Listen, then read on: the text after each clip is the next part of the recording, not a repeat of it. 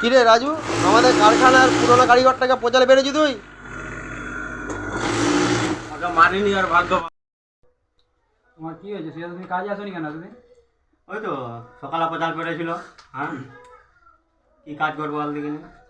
দাদা বাবু, তুমি তো জানো আমাদের ঘরের স্ট্যাটাসটা। হুম, 4টে বাস আছে, 2টো লরি আছে। তা সত্ত্বেও আমি কাজে এসেছি তোদেরকে ভালোবাসি বলে। এটা ঠিক। তোরা যদি এমন করে প্রচার পারু তাহলে কি আমি আর কাজে আসবো? আমার একটা ছুঁচকুলা নিয়ে আমার প্রচার আচাল। যা হয়েছে হয়েছে, এটা ভাইয়ের মতো মেনে নিয়ে এর যদি বিচার করু কাজ করব, নাহলে আমি এই তলপি তাল পাকড়িলে ঘর চলে যাবো। বিচার তো করবো। এসব কাজে এসেছি নাকি আজকে? কেউ বলান দা, কাজ হচ্ছে? কাজ কেমন হচ্ছে?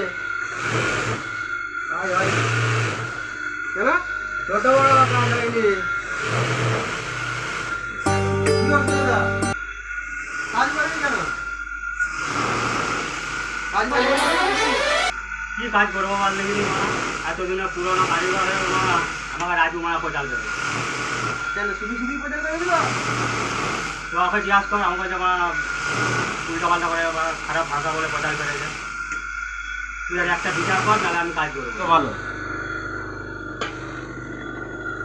কেন? আরে রাজু, একটা পুরোনো কারিগরকে তুই এই কথা বলছু?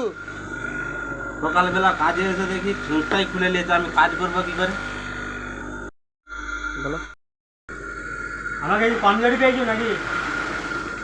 হ্যাঁ, গায়ে হাত তুলে দিবি? নালে মেরে দেবো। গায়ে হাতটা তুলে দেখ না একবার। হ্যাঁ, গায়ে হাতটা তুলে দেখ একবার, তারপরে দেখছি। হ্যাঁ, গায়ে হাতটা তুলে একবার। ভাই দেখবি দেখবি।